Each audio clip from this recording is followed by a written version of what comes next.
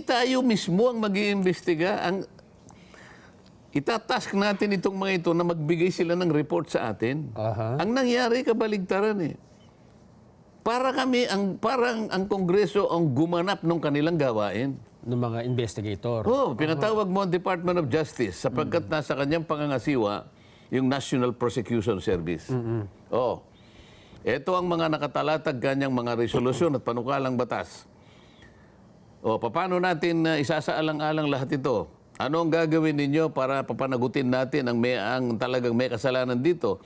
Kailangan sumagot ang National Prosecution. Ganito po ang gagawin namin. Kasi sila'y may mandato eh. Hindi kami ang gagawa. Dapat sana ganun na nangyari. Pero kabaligtaran ang nangyari. Yung pagkakasabi niya na naghahanap di umano. Ang dating Pangulong Duterte ng isang tao na... Isang pulis ng kasapi ng ganitong organisasyon. Kailangan kanya isang pulis. Kailangan nasa intelligence at kailangan miyembro ng INC. Ano naman ang kinalaman ng kanyang paniniwala, halimbawa? Di ba? Parang walang logic eh. So, wala man lang nagtanong doon.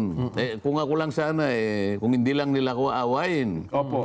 Baka mamaya, kasi pagpunta ko ron, hindi lamang yun naman ang tatanungin ko eh. Siyempre po. Pati yung premises, pati yung pagkakatatag ng Quadcom, tatanungin ko na sila eh. Alala mo yung ABS-CBN Renewal of Franchise application. 2 komite ang tumutok doon. Public accounts at saka legislative franchises. Sa laki ng ABS-CBN, 2 lang ha.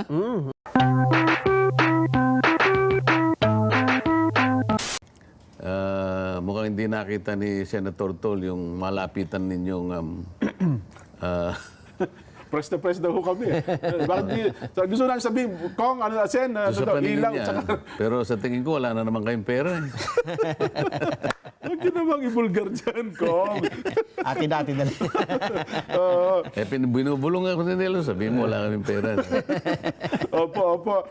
Ay, nako. Anyway, Kong, bago lang kayo bumate sa ating mga kabayan, batiin nyo pala yung mga taga-Bulalakaw, Mindoro. Oo, kasi nandun ako kahapon dahil sa pangako ko doon sa mga kaibigan nating ophthalmologist. Ito yung mga nag-oopera ng katarata sa mata. Opo. Sabi ko sa kanila, pupunta ako dyan sa 2 kondisyon. Una, kailangan mas marami ang maoperahan. Okay. Pangalawa, sabi ko, ililibre na ninyo. Sapagkat nakikita ko, siyempre mga senior citizens yan. Wala namang pinagkakakitaan na yan. At pati yung lente ka ako na gagamitin ninyo, ilibre nyo na. Pumayag. Nung pumayag, kinakailangan makarating ako ron. Napasinaya ko pa nga yung kanilang eye center. Okay. Sapagkat nakakuha sila ng ayuda sa PhilHealth. Kasi ako nakipag-usap paano ka akong mangyayari dyan? Napakarami na ang perang itinalaga para sa ganun ay matutukan green pala natin. paligid Sen, Kong. Nanghiram ako ng tricycle para makarating ako ron, Jen. Tricycle po ba yan? Mukhang may hélice, no?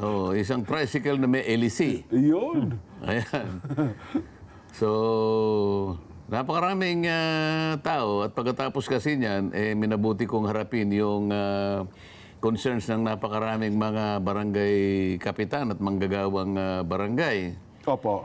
Kaya medyo inabot din ako ng ng maghapon. Kinakailangan namin makauwi ng bago alas 2 ng hapon. Pero ikinatuwa nila yung nagpakilala ako. Ako po yung congressman na itong mga huling araw ay pinagtulong-tulungan po ng aking mga kasamahan. Alam nila, Jen. Kinuyog, Alam nila. Talaga po, Pero ako po kayang-kaya kong magpabugbog. Basta't ang pinakikipaglaban ko po ay yung karapatan ninyo.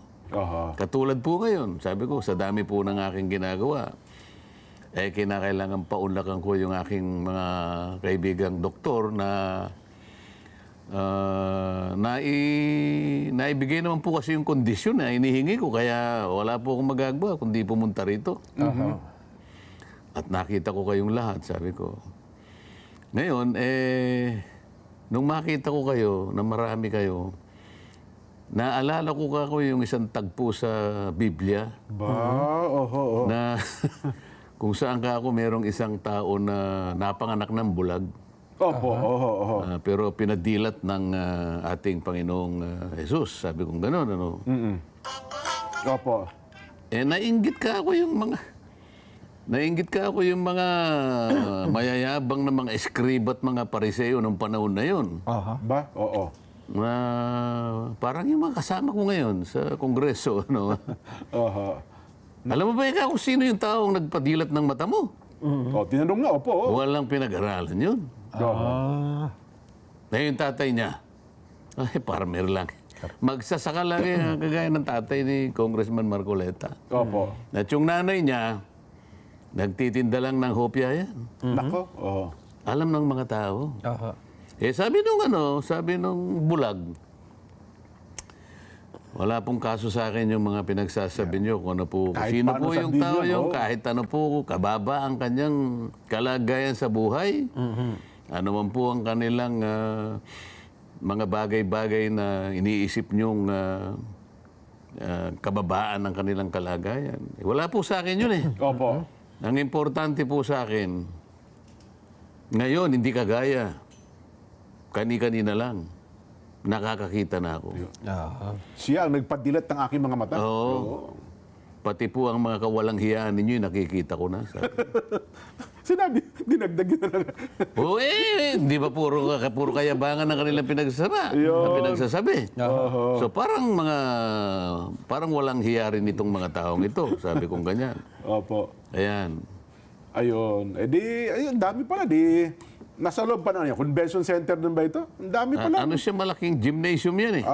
Opo. Malaking gymnasium. Kasi nung tagpuin ko na yung mga manggagawang barangay, kasama yung mga kapitan, marami na sila doon. Oho. Yan ang nangyari sa aking kahapon, Jen. Ayun, oho. At bukas, meron na naman kaming pupuntahan. Biyernes. Oo. Kaya nga ako nandito ngayon. Kaya pala Alam mo muna na naman, kayo ngayon, oho. ayoko namang iniiwan ko kayo nang hindi tayo nakapagbibigay ng konting paalala o alaala sa ating mga mga taga-subaybay. Oo. Kaya nga po, mula Lunes hanggang Biyernes, sabi, yan, kasi kayong dalawa, kung ano pinagsasabi yun, iniwanan tuloy kayo ni Kong Dante. Akala iniwanan nyo kami, Kong. Ay, nako. Anyway, Kong, nasaan? Ito yung tatanong ko, Kong, di ba? Kasi pinag-usapan namin ito ni Jen nung isang araw. Yung At ito pong senatorial survey ng Tangere. Oo. Dahil nung wala kayo, tinalakay namin ito at sinuri namin kung ano ba itong survey firm na ito ng Tangere. Mukhang napatunayan na ito naman pala talagang kasi yung iba minamaliit eh. Kung ano yung survey na ito eh. Ang isa pala sa nagko-commission nito nung mga nakakaraan pa, Commission on Elections at iba't ibang mga corporate businesses na gusto nilang pag-aralan yung produkto nila. At ang pamamaraan nila ay sa pamamagitan ng mga gadgets, online survey. At mas marami pala sila dyan na respondent, 2,400. Ginamit sa stratified random sampling method. Dito po lumalabas, number 10 kayo. Merong ranking o percentage na 31.88%. Medyo malayo-layo kayo dun sa number 11 ko. Kay 11 and 12. Ayaw mag-comment dyan kasi kasali ako dyan eh. Bagay, Sa bagay. Pero kami na nag-comment ko kung wala. kami na nag-comment na kakaiba ito. Di ba? Kasi nung mga nakaraan... Hindi pangkaraniwan ang pagtaas nyo kung tanghiri ang pag-uusapan. Hindi kasi kung wala tayo rito, tayong tatlo lang. Opo. Talagang magko-comment ako dyan. Pero dahil nakasama yung pangalan ko dyan, hindi naman mabuting magko-comment ako. Sa bagay, mas maganda. Di ba? Bayaan nyo na lang po kami ang nag-comment. At doon ay Tapos naman na-analyze nga rin po namin. Pero kung padidefine mo sa akin yung stratified random sampling, kaya kong gawin yun. Kaya lang, wag na. Ayoko na rin. Di ba? Nagkasama ako dyan. Yung stratified random sampling kasi, isa sa mabubuting paraan para yung pagkuha mo ng sample ay talagang mapili mo sa paraan na Mas accurate po. hindi lamang sa accurate, yung Okay. walang kinikili, yung very objective. Objective. Isa kasi sa, siyempre, inaasahan nung nagpa-survey, kung sino man yan, na walang bahid na pag-alinlangan yung yung magiging resulta. Opo. Ganun yung ibig sabihin ng stratified. Kasi merong random, Aha. ayun, para lalo pang paigtingin yung pagiging random. Alam mo yung random, yung Oo, kahit ano saan, lang Opo. by chance. By chance yun. Walang kinikilingan. Ini-stratify pa yun para lalong mapaigting yung pagiging objective. Oho. Yun lang masasabi ko dyan. Pero ayoko nang magsalita pa sapagkat nandyan ang pangalan ko. Ayun. Well, kasi marami na ako napansin ko nung nakaraan, yung huling bago ito, huli, nandun pa kayo sa parang 12 eh. Pero ilang linggo lang ang nakalipas, 10. Kaya sabi ko, bago dumating ang eleksyon ko, baka lumaglag na yung 1 and 2 at kayo na po nando sa sariling analyze namin ni Nelson Pwede yun. mo humigop muna ako ng kape. Higop po na kayong kape ko. Yun ang aming analysis naman. Bagamat kami ay hindi marunong sa mga figura. Hindi kasi Yun. noong araw din, Jen, yung mga nakakaraan, pag nabanggit yung Tangi Reserve, hindi ko rin naman pinapansin eh. Sabi ko, ang alam ko, SWS, tsaka yung Pulse Asia. Ngayon, yung Tangi tiningnan ko kung ano nga ba ito, yung Anong background? Mukhang hindi ho talaga matatawaran din naman pala. Ayan. Oo, kaya yun, nagbago ang pananaw ko dyan sa Tangi Survey. Ayan. Anyway, Kong, tinatanong namin kasi kayo narinig nyo naman na kausap natin si Senator Francis Tolentino, meron din pala silang mga alituntunin sa Senado. Ukol doon sa Hindi, binalita. narinig kong tinatanong mo kanina yung pagkaka-screen ng mga inaprubahan ng COMELEC. Yan, opo, isa po yun. Kasi parang ang tingin ko nun, parang mahigit na 180 yung mga... 186 po. So, huli ang nakamali. 186. Pagkatapos, na-reduce yata sa 66. Yes. Opo, initial pa lang daw po yun, Kong. So, initial. Kasi ang COMELEC kasi, meron siyang kapangyarihan, motu proprio, o kaya by way of a petition, na screenin yung mga tatakbong mga kandidato. Opo. Lalong-lalo na sa panig ng mga senador. Meron silang ginagamit na tuntunin kasi dyan na halimbawa, yung mga desisyon ng Korte Suprema sa mga nakaraan. Sabi ng Korte Suprema sa natatandaan ko, kailangan tayong magpakaingat, lalong-lalo na doon sa mga kandidatong pang-senador, pang-senado. Kasi yung Senate, sabi niyang ganun, ay training ground para sa magiging Pangulo ng Bansa. Sa mga katwid, maski ang Korte Suprema ay kinikilala niya na kailangan revisahing mabuti Okay. sa anumang paraan. Kasi nga, napakaluwag kasi nung pamantayan dyan, no? Opo. Marunong kang magbasa, marunong kang sumulat. At kasama na dyan yung pananatili mo sa bansa o hindi pananatili sa tamang panahon, ano? Wala kang mga kasong ipinataw sa'yo.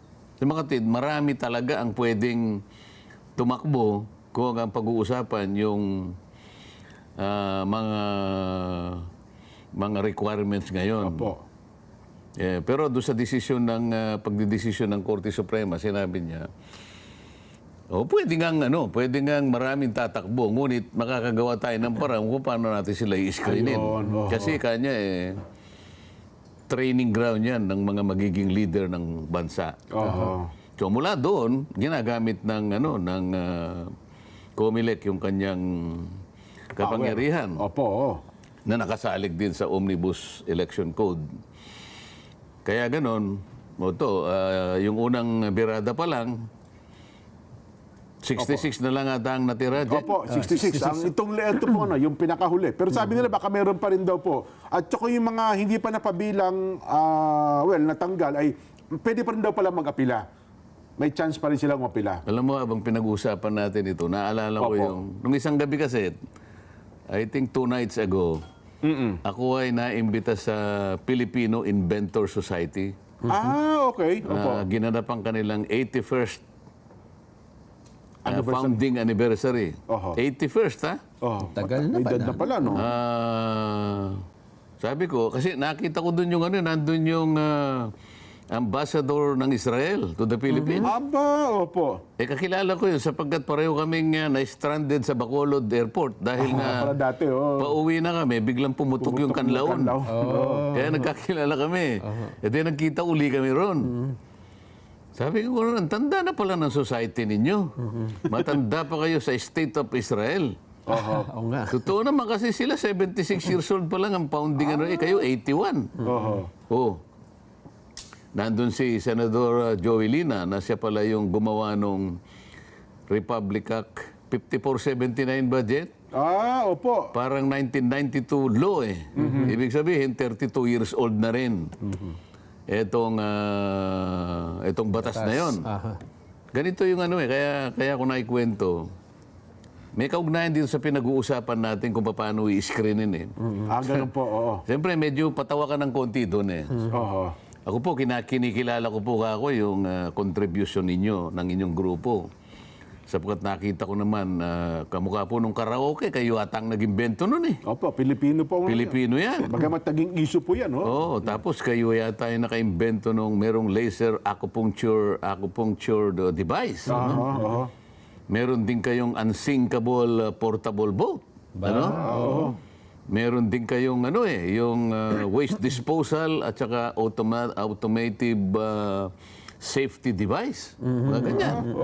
Ano? At meron pa kayong aircraft sealant na naimbento. Ba? Oo. Ibig ko sabihin, marami naman kayo talagang naiko-contribute kung pag-uusapan yung ikagaganda ng pamumuhay ng ating mga kababayan. Oho. Pero mawalang galang na po sa inyo, palagay ko meron pong isang bagay na dapat sana'y na-imbento na ninyo ng matagal ng panahon eh. Ba? Opo. Na ngayon po Baka parang nakalimutan ninyo eh. Kailangan ngayon. Di nakatingin sa akin. Ang gusto ko po sabihin ka ako, sana makaimbento kayo ng makinarya na dyan po lahat dadaan ng mga kandidato. Aha.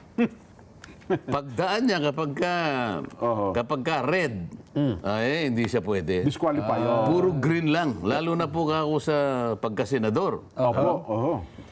Isipin nyo kung ang COMELEC, pinagod pa nila eh.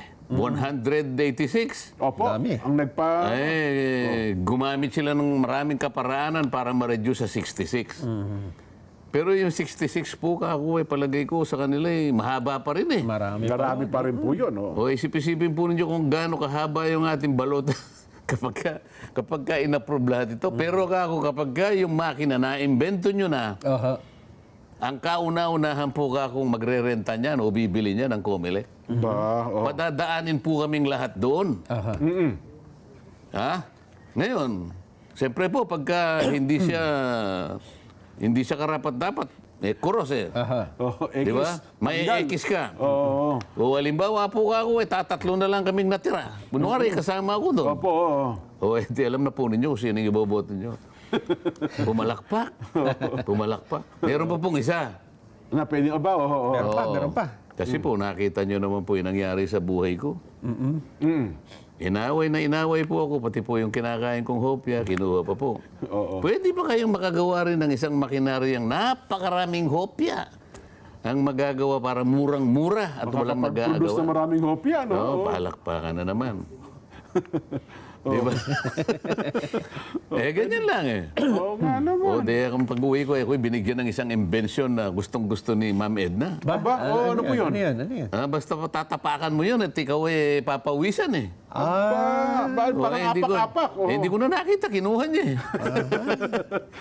Bibigyan ko na lang kay Nyan, Kong. Di ba? Oo. Distributor din ako niyan. Yung apak-apak na gaganda yung may mga vital points sa bahay. May mga invention sila talaga na, nakatutulong talaga. Napang naman talaga. Di ba? Ay, nako. Well, anyway, Kong, hindi ko lang alam, doon sa... Pero parang hindi natin natuloy yung quad. May hearing kayo na sa Kongreso. Narinig ko yung parang counterpart ng Blue Ribbon Committee ng Senado, Kong. A good government ata si Congressman Chua ang nagpe-preside kanina. Ano ang kanilang iniimbestigahan dyan? Yung parang opisina ng Vice President? Mukhang nandun po at pinatawag yung ilang staff ng pangalawang Pangulo Hindi ko na po, nakatulugan ko po, hindi ko alam kung ano na pag-usapan nila. So, ibig sabihin, nung ipaliwanag ko na nakagawa sila ng bagay na illegal, itunuloy pa rin nila. Ay mukhang tuloy pa rin po kasi... Kasi yung sinasabi ko sa iyo, yung Opo. privilege speech na ginamit nila na materyales Oho, o material para magkaroon ng tawagin investigation. ang Vice President at ayun, imbestigahan. Ang sabi ko, mali yung pagkakabigay nyo sa kanya ng permission na tumayo para mag-deliver ng privilege speech. Okay. At mali din naman na nirepair nyo pa ako sa rules at yung rules nirepair sa good government. Sa mga tweet, hindi pala nila Mukhang pinakinggan. nabaliwala po yun, Kong. Yung punto na yun. Nasa sa kanila na yun. Kung baliwalain nila, pati yung tuntunin namin. Oho. At least maliwanag na sa mulat mula pa kahit na illegal gagamitin ninyo para sa ganun mapatawag nyo lamang ang Vice President. Oho. Bay, parang hindi naman po ata pumunta ang pangalawang pangulo kanina, pero ang pumunta po ilang staff niya. Nakita ko doon si dating Yusek Michael Powa, si dating Yusek Mike Densing. Nandun din po kanina. Isa sa mga tinatanong po nila ukol doon sa mga pinagkakagasusan ng pondo ng tanggapan ng pangalawang pangulo, Kong. At pagkatapos, kinwestiyon din natin yung idineklara nilang parang motu proprio yung isang manifestation na nanggaling sa isa sa aming kasama na noon ay nakaharap sa Appropriations Committee at binabalikan niya yung ilang issue sa Department of Education. Oho. Manifestasyon lamang yun dyan, ha? Ibig sabihin, hindi naman siya full privilege speech. Manifestation lang, pero tinanggap yun at ginamitan pa ng motu proprio. Ayun. So, para sa akin, puro wala sa lugar lahat ang pasimula. Samantalang yung aking privilege speech, kagaya ng sinasabi ko noon, at mas malawak pa yung aspetong kinover ng aking privilege speech. Opo. Hindi man lang ni-repair sa committee din. So dito makikita mo yung Oho. yung selective process. Kapag ka gusto nilang gawin, kahit na sa pamaling pamaraan, gagawin nila. Ayun. Pero kahit na tama, kung ayaw nilang gawin, Wala. walang magagawa talaga. Opo, talagang tutuloy nila kung gusto nila. Oo, Ayaw pero naman. kailangan malaman ng taong bayan kung ano ang nangyayari sa likod ng mga investigasyon na yan. Pero doon sa punto kong ng ano tawag doon? Parallel investigation. Kasi ito po ang naging vox populi din natin. Kung meron pong investigation ng Quadcom, ng Kamara, at magpapatawag din halimbawa ang Senado, ano ang magiging senaryo nito, Kong? Halimbawa, may mga iniimbestigasyon doon sa part ng Senado at sa Kamara. Siyempre, may kanya-kanyang version ito, Kong. O di paligsahan. Ganon? Sana man lang magtugma ang kanilang resulta. Di ba? O paano kung itim yung nakuha doon sa kabila? At sa kabila. Doon sa isa naman ay puti. Puti. O sinong paniniwalaan ngayon? Sasabihin siguro ng mamamayan. Oo nga, Sinong no? paniniwalaan namin sa inyong dalawa? Pareho kayong kapulungan ng ng legislative branch. Opo. Di ba? Hindi ba dapat naming asahan magkapareho sana ang resulta ng inyong investigasyon? Di ba? Bakit po ito itim? Sa kabila ay puti. Oo. Yan ang sinasabi ko. Paano halimbawa kung ipatawag din ng Senado si Garma? Di ba? At lahat ng sinabi niya sa Kamara ay bigla niyang Baligtarin doon. binaligtad din doon. Di anong mangyayari dito ngayon, Kong? Hindi, ang dapat sanang tingnan muna nila, wala man lang kasing nagre-raise ng issue Ako ayaw ko na sumama doon dahil sinabi ko sa inyo, hanggat maaari, ayaw nilang pakinggan ang mga sinasabi ko Opo. Baka mamaya awayin lang nila ako doon. Kaya tayo naman hindi tayo nakikipag-away. Kaya ako minsan ginagamit ko na lamang ang ating palatuntunan para sa ganon, maliwanagan ng ating mga kababayan. Opo. Halimbawa, yung affidavit ni... Anong pangalan ng babae? Si Ruina Garma. Police yata yun, di Opo, ba? retired colonel, dating PCSO chairman. O yung Colonel Garma. Opo. Hindi ba siya nagsumite ng affidavit? Na kung sana dinawit niya yung kanyang mga kasama sa kapulisan At nagkwento siya ron na di umano ay pinatawag siya ng Pangulong Duterte. dating Pangulong Duterte na ipatawag at naghahanap yata siya ng pwedeng mautusan na gumawa ng isang task force Oo. na ganito at ganyan. Pero yung affidavit kasi, Jen Nelson, by Sworn its affidavit. nature, Opo. yan ay nasa klasifikasyon ng extrajudicial confession eh. Yun Diba? Ibig pala. sabihin, labas sa korte. Sa korte. Okay. Yung judicial confession, nakaharap ka sa korte. Ito extrajudicial confession kasi labas ng Sa labas korte. ng korte. Oo. Ngayon, depende kung... Dapat siguro napagtatanong muna, kailan niya ba ginawa yun? Nung panahon bang siya nakakulong? Kasi alam ko nakakulong nung gawin niya. Opo, na-contempt na. Nasa kongreso po Siya siya. nakakontempt, tapos siya gumawa siya ng affidavit. Opo. Oo, meron bang nagtanong, ang laki yata ng ang laki ng pagkakaiba nang ikaw ay nakakulong at ikaw ay hawak-hawak mo yung kalayaan, gagawa ka ng sarili mong pagpapahayag. Kung nakakulong ka, doon pa lamang sa atmosphere o kondisyon ng pagkakagawa mo niyan ay parang hindi na voluntary. Di ba? Kaya nga po panay ang gulhul niya ng iyakong, di ba? Hindi, iba pa yon. Iba pa yun. Iba pa okay. yun. Doon pa lamang sa lugar o sa kondisyon na kung kailan mo ginagawa ang iyong pagpapahayag sa pamamagitan ng written affidavit, maaari ka nang magduda sapagkat nakakulong yung tao eh. Di ba? Dapat sana pinalaya muna. Ayun. Pagkatapos, nakapag-isip-isip siya, sa kanya gagawin. Dito, maliwanag na yung duda kakapit sa kanya. Oo. Pagkatapos, sa mga abogado, ng mga nag-aaral sa batas, meron namang tinatawag na rules of court kasi Opo. na makakagawa ka lamang at pagtitibayin mo lahat ng mga sinabi mo sa iyong pagpapahayag kapag lahat na ngayon ay nasa iyong pansariling pagkakaalam, Opo. personal knowledge.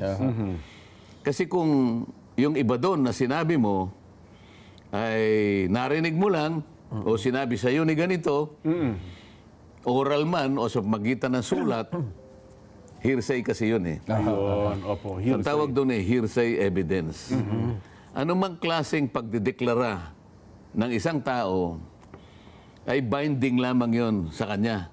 Ibig sabihin, nagpahayag siya sa magitan ng affidavit, siya lamang nakatali doon sa kanyang pagpapahayag. Okay. Merong tinatawag na res inter alios acta. Ito yung rule. Ibig sabihin, hindi ka pwedeng maitali. Halimbawa, ikaw, Nelson, gumawa ka ng affidavit. Binanggit mo si Jenso Barjaga. Opo. Binanggit mo itong 3 cameramen dito. Opo. Hindi basta ganun ka-simple yun. Hindi mo magagamit yun kahit na ginamit mo yung pangalan, bininggit mo yung pangalan, sapagat yun ang rule. Yun ang tuntunin. Res inter alios acta. Kailangan patibayin mo yan sa magitan ng ibang mga independent evidence. Hindi lamang kung mo sinabi mong ganun. Kasi pag nagkaharap-harap kayo sa korte dyan, pag sinabi niyang, hindi ko sinabi sa iyo yan. Kasi ikaw ang claim mo eh. Sinabi. Hindi, dinig na di. Sinabi mo nga sa akin. Kaya nga sinabi ko, personal knowledge. Ang problema, pag tinanggi niya, nagsisinungaling ka. Pero, Sinabi yan. yung binanggit mo na pangalan, sangayon sa iyong affidavit, maaring yung kanyang pagsasalitang hindi totoo yan. Maring humina yun sapagkat meron kang bukod sa sinabi mong sinabi niya, meron ka pang independent evidence. Yun. At yung independent evidence na yun ang magiging arbiter kung sino nagsasabi sa inyo ng totoo. Ganun pala.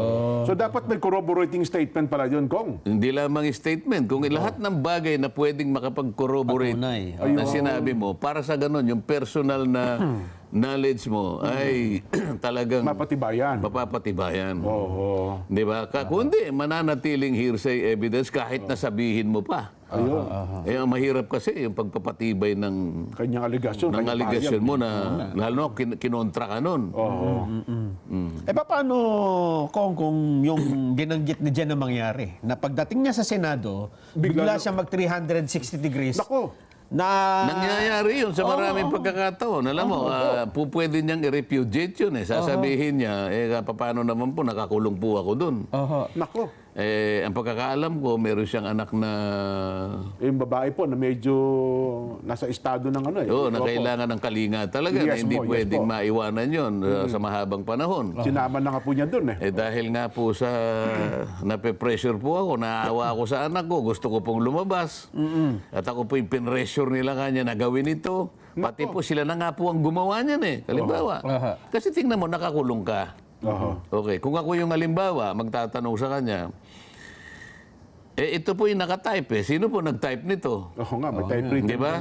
Kayo po ba'y binigyan ng computer? Oo. Saan po ipinrint? Doon po doon sa kulungan. Kasi po ako, alam ko po yung pasilidad dyan, walang computer dyan. Oo nga naman. So saan nyo po, kayo po ba yung mismong nag-type niyan? Yan, sa cellphone ba yan? O merong nag-type po para sa O inyo? nag-print ba yan?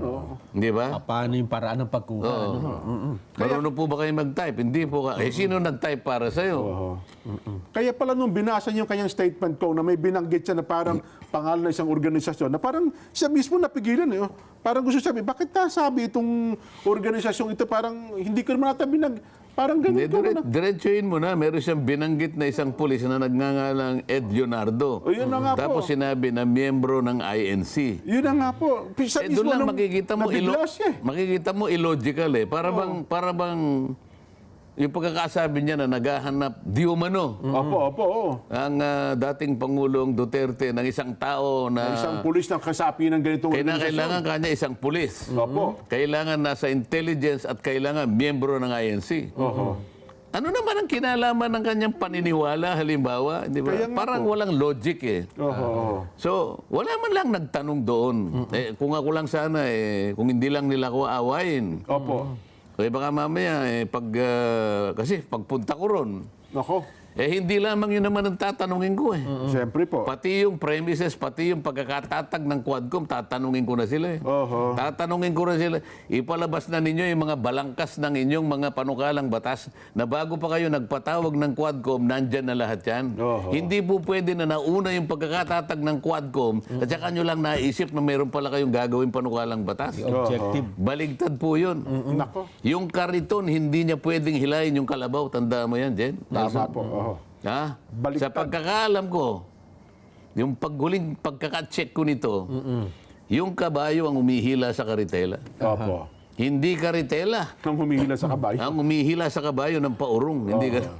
Kung pag-usapang muli natin yung Quadcom. Kasi marami ang nagtataka. Ito bang pagbuo, alimbawa, kasi may mga pinapatawag na hearing, ang Congress, madalas naman isang committee lang. Okay, may dalawa. Pero pagka-quad na 4, kailan nangyayari na bumubuo ng 4 na committee at pinagsasama sa isang pagdinig ko?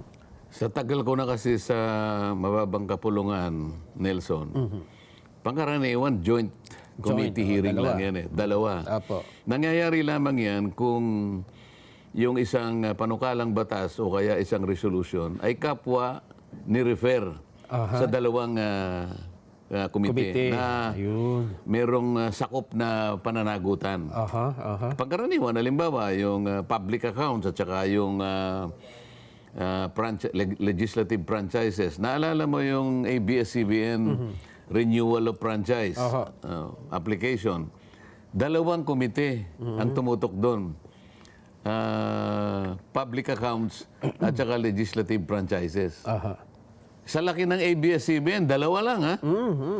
Ito ngayon lang nangyari na apat na magkakahiwalay na committees. Pinag-isa. Na ito'y nangyari lamang dahil nagkaroon ng isang privileged speech na dineliver on the floor at saka yung mga naunang mga resolusyon na humihingi ng pag-imbestiga tungkol sa extrajudicial killings at saka mga illegal activities.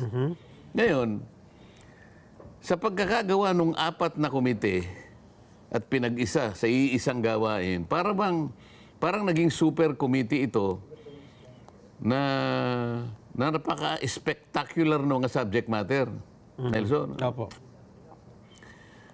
Kung ako siguro, kunwari lang naman ito, Nelson. Kung ako yung Speaker ng House of Representatives, Nelson, at talagang hinihingi ng pagkakataon na siya sa atin uli yung meron silang aligasyon na extrajudicial killing na may kinalaman sa war on drugs. Ito yung kauna-unahan eh. Kaya pinagsama yung public order at saka yung human rights at saka yung drugs at saka yung public accounts dahil magkakaugnay ito eh. Bakit hindi na lang ang ginawa?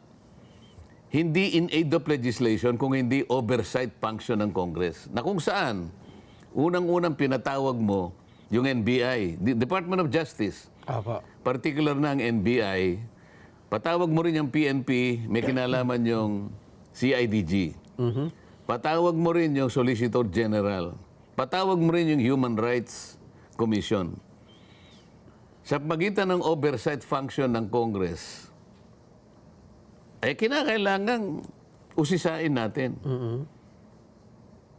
Ano ba talaga? Ano ba talaga yung assessment ninyo?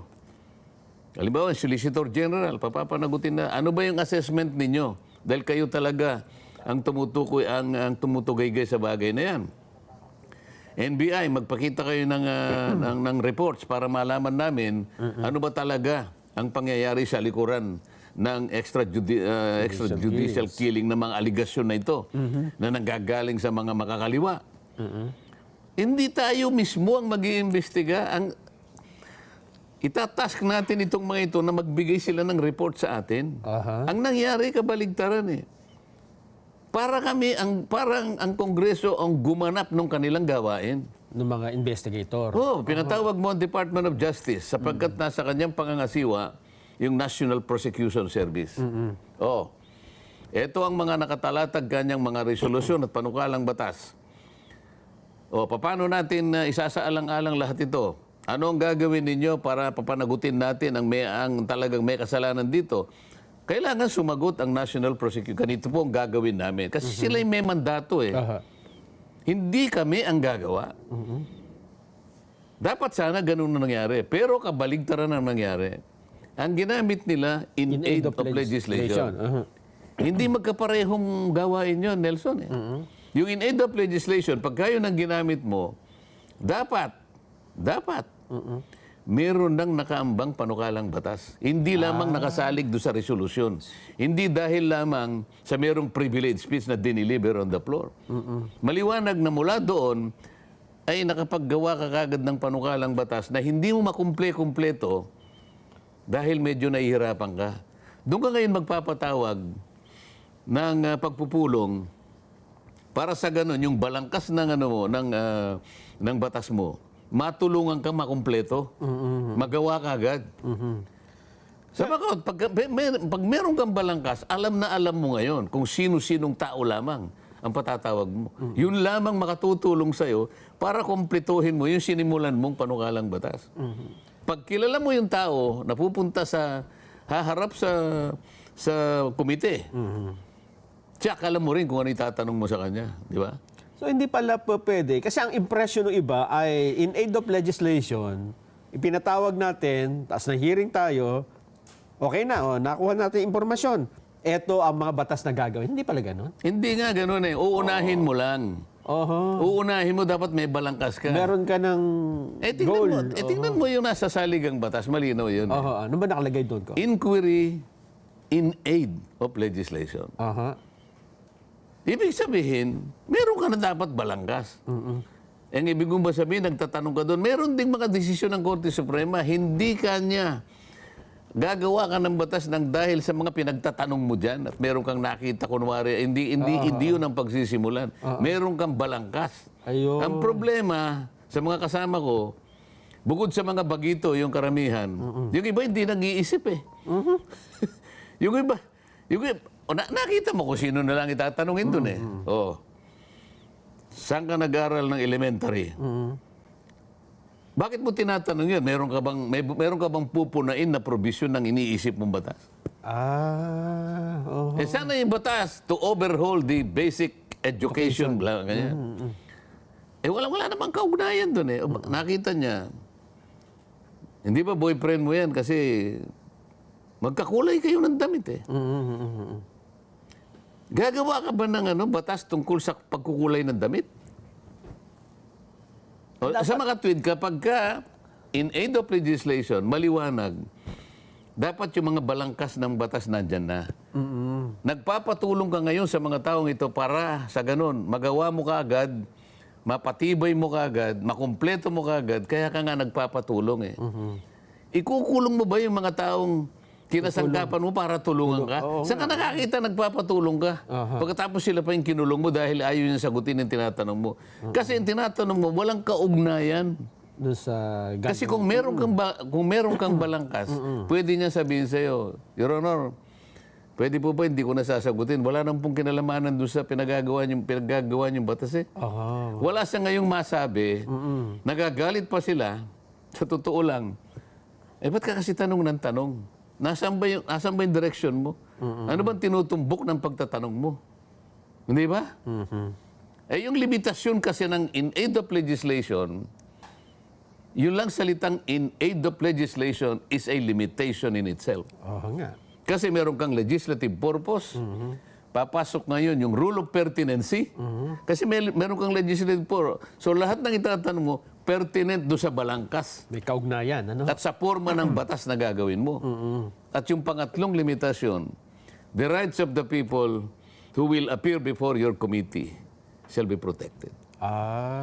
Maliwanag yun. Ngayon, meron ba? Pag hindi mo bakit naman hindi mo kayang sagutin ito kapag nagsisinungaling ka kanya o kaya evasive ka? Alam mo ba, pati yung issue na yon, merong desisyon ng Korte Suprema dyan. Hindi lang sukat na sinabi mo na nagsisinungaling ka. Mr. Chair, I move that, kung sino man yun, ano? I move that Mr. Nelson Lubao be cited in contempt for being so evasive. I second the motion, sabi nung katabi niya. Nakita niya merong quorum. Are there any objection? The chair hears none. Okay? There's a motion to seconded and there is no objection. Mr. Nelson Lubao is hereby cited in contempt and for the purpose of applying the reasonable penalty is now to be detained for 30 days. Saan ka naman nakakita ng ganyan? So hindi pala pwedeng basta-basta ganun yun, Kong? Meron nga tayong limit. Pag wala kang legislative purpose, wala kang nga ng limitasyon. So, pag sinabi mo ngayong nag-evasive siya, anong sabi ng Korte Suprema? O kaya nagsisinungaling siya. The determination that the witness or the resource person is evasive or telling a lie will be based on the totality of evidence. Hindi lamang doon sa yung tunay. Marami. Aayusin mo lahat ay titingnan mo para mapatibayan mo lang na evasive siya. Hindi dahil sa sinabi mo lang. Merong kalakip na pagpapatibay sa lahat ng ebidensyang dapat na i-present mo para ngayon maliwanag na evasive siya. O hindi siya nagsasabi ng totoo. Hindi dahil sa sinabi mo, Mr. Chair, sabi niya kanina ay nanggaling siya sa Malabon. Hindi naman pala nanggaling sa Malabon. Galing pala ng Quezon City. Hindi po nagsasabi ng totoo. Cite for contempt. Hindi naman ganun. Hindi ganun basta pala. Hindi ganun. Ayun. Bago ang resulta, kumusta naman po ang mga susunod yung araw? Mukhang magiging busy po kayong lalo ngayon. Medyo kasi napakarami nung mga grupo ng mga kababayan natin na gusto nilang makapunta ko ron. Either magbigay ako ng message o iba, makadaupang palad ko lang sa iba't ibang mga kaparaanan.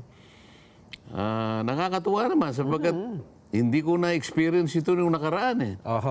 Dito, pati mga text, hindi ko na halos masagot. Kaya nga dumami na yung mga umaalalay sa akin na kapag ka itong ganitong mga text messages, kayo na yung sumagot, hindi ko nakakayanin. No? So yung iba naman na kailangan makipag-usap sa mga, talagang ina-apportion yung mga panahon talaga para kahit papano, mapagbigyan. Akala mo pati ba naman yung, pati ba nga mga midwives? Mga kabudrana. Oo, iniisip ko nga, ano sasabihin ko sa mga nagpapaanak kaya, ano?